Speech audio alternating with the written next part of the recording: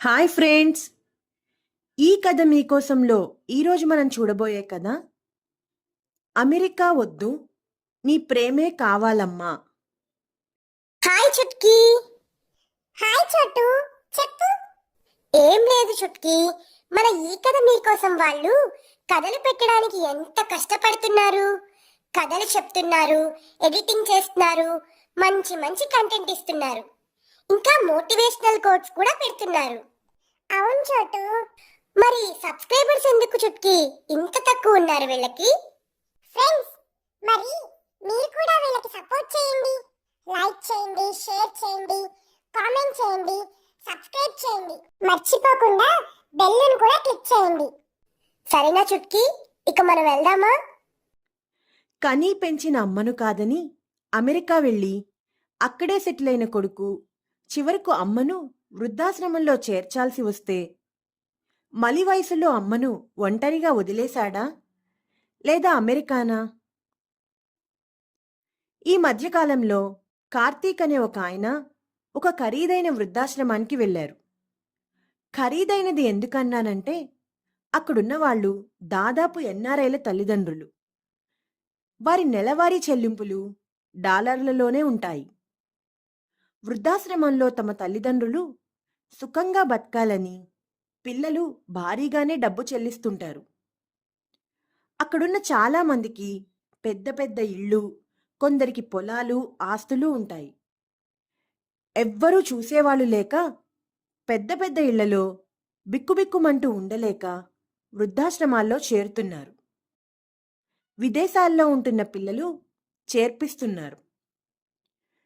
కార్తీక్ అక్కడికి వెళ్ళేటప్పటికీ రఘురాం అనే ఒక ఆయన అక్కడున్నారు.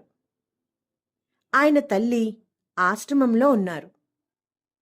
6 నెలలకొకసారి ఆయన అక్కడికి వచ్చి తల్లిని చూస్తారట.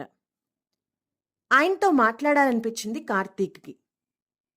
ఆ ఆశ్రమం బయట ఉన్న గుట్టల వైపు నడుస్తూ వెళ్లారు. మీ అమ్మగారికి ఇప్పుడెలా ఉంది అని కార్తీక్ అడిగారు. బాగానే ఉంది, వయసు మీద పడింది, ఓల్డేజ్ రిలేటెడ్ ప్రాబ్లమ్స్ అంతే అన్నాడు రఘురాం. ఆమెకు హఠాత్తుగా ఏమైనా అయితే ఎలా అని కార్తీక్ అడిగాడు. హోమ్ వాళ్ళు చూసుకుంటారు, నాకు ఇన్ఫార్మ్ చేస్తారు. సిటీలో పెద్ద ఇల్లుంది, ప్రాపర్టీస్ ఉన్నాయి. హఠాత్తుగా నాన్న చనిపోతే తప్పనిసరి పరిస్థితిలో ఇక్కడుంచాం అని రఘురాం చెప్పాడు. అప్పుడు కార్తీక్ అమెరికా తీసుకెళ్లొచ్చుగా అంటే ప్రయాణం చేయలేనంది అని రఘురాం చెప్పాడు.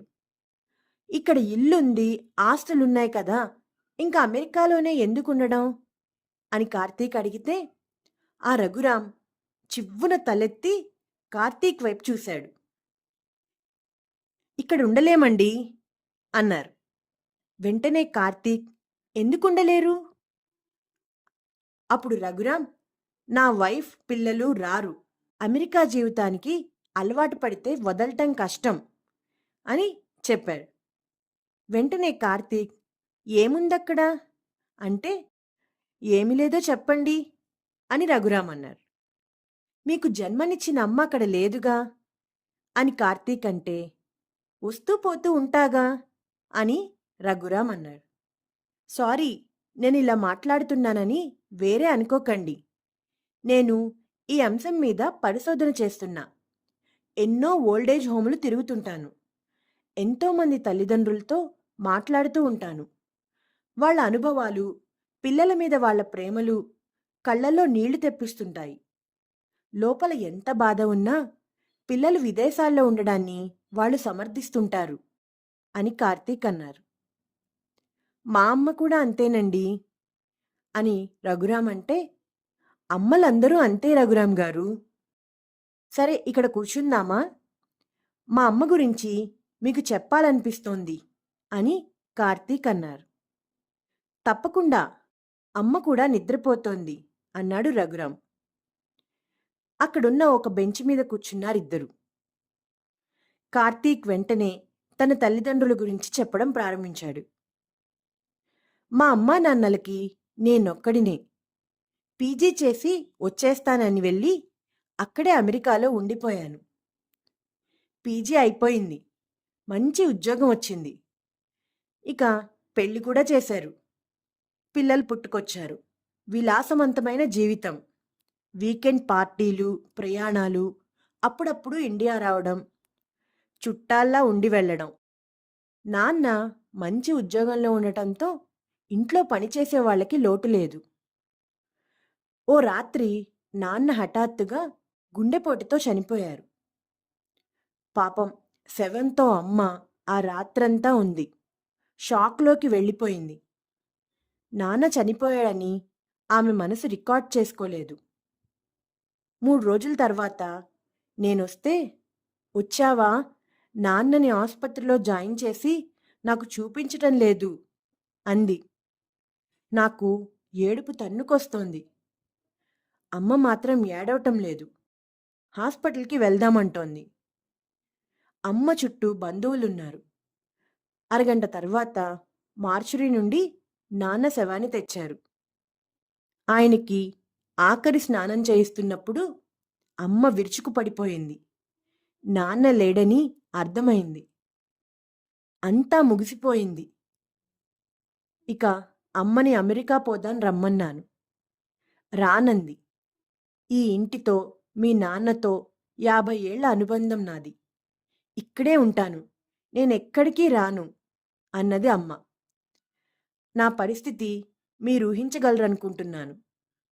అమ్మకి నేనొక్కడినే. ఆమె ఆరోగ్యం అంతంత మాత్రమే.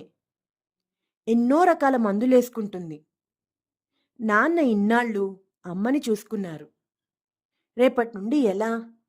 ఒంటరిగా ఉన్న ఓ దగ్గర బంధువును అమ్మ దగ్గరుంచి నేను వెళ్ళిపోయాను. వెళ్ళాను కానీ 15 రోజుల్లోనే తిరిగొచ్చాను. మళ్ళీ వెళ్ళాను, మళ్ళీ వచ్చాను. నా తిరుగుళ్ళు ఇంట్లో గొడవలు రేపాయి. నా ప్రయాణ ఖర్చులు విపరీతంగా పెరిగిపోయాయి. అంత పెద్ద ఇంటిలో ఒక్కత్తి ఉంటున్న అమ్మ గుర్తుకొస్తే ముద్ద దిగేది కాదు. తన తోడుని కోల్పోయి పుట్టెడు దుఃఖంలో ఉన్న అమ్మ గుర్తొచ్చి ఏడ్చేవాడిని. నా జీవితమంతా అమ్మ పంచిన ప్రేమ, లాలన మర్చిపోయి యంత్రంలా మారిన నా బతుకు పట్ల నాకే అసహ్యం వేసేది. ఓ రోజు నా పిల్లలిద్దరినీ కూర్చోబెట్టి నా పరిస్థితి గురించి చెప్పాను. నానమ్మతో స్కైప్లో మాట్లాడొచ్చుగా డాడీ అని మాత్రమే అన్నారు. నేను ఇండియా వెళ్ళిపోవాలనుకుంటున్నాను. అంటే వాట్? ఆ ముసలామె కోసం నీ కెరీర్ పాడు చేసుకుంటావా? అంది నా భార్య. డాడీ, ఆ డట్టి ఇండియాకి మేం రాం. ఇద్దరూ ఒకేసారి అరిచారు.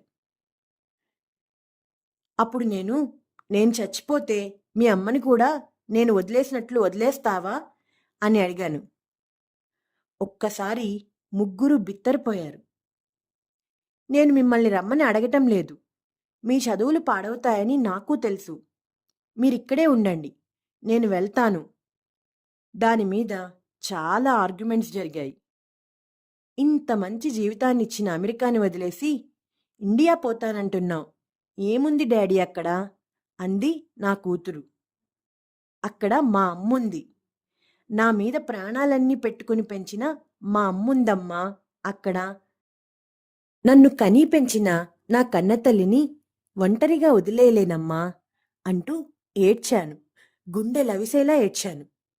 ఆ తర్వాత నెల రోజుల్లో అన్నీ సర్దేసుకుని ఉద్యోగానికి రిజైన్ చేసి ఇండియా వచ్చేశాను. నేనొచ్చి 5 ఏళ్లయింది. మా నాన్న మీద బెంగతో, అనారోగ్యంతో అమ్మ వెళ్ళిపోయింది. అమ్మతో గడిపిన ఈ 5 ఏళ్ళు నాకు ఎంతో తృప్తిని, సంతోషాన్ని ఇచ్చాయి. ఆ తర్వాత నా భార్యా పిల్లలు కూడా తిరిగి ఇండియాకి వచ్చేశారు. చాలా కాలంగా ఇలా ఓల్డేజ్ హోములు తిరుగుతూ అందరికీ నా కథ చెప్తూ ఉంటాను. అమెరికా కంటే అమ్మెంత గొప్పతో చెప్తూ ఉంటాను అని కార్తీక్ తనకు జరిగినదంతా చెప్పాడు. అది విని రఘురాం కళ్ళల్లో నీళ్లు. వెంటనే కార్తీక్ని వదిలేసి వడివడిగా వాళ్ళమ్మ ఉన్న గదివైపు పరిగెత్తుకుంటూ వెళ్ళిపోయాడు. తల్లిదండ్రులు జీవించి ఉండగానే మనసారా సేవించి మన బాల్యంలో వారు పంచిన ఆప్యాయతానురాగాలను తిరిగి పంచి కన్నవారి రుణం తీర్చుకోవాలి. కాలం కరిగిపోయిన తర్వాత ఎంత ఏడ్చినా ఏంటి ఫలితం? ఈ కథ మీకోసంలో ఈ కథ మీకు నచ్చిందా పిల్లలు? నచ్చినట్లయితే లైక్ చేయండి, షేర్ చేయండి, కామెంట్ చేయండి, ఇంకా సబ్స్క్రైబ్ కూడా చేసుకోండి. గంట కొట్టని వాళ్ళు కూడా గంట కూడా కొట్టండి.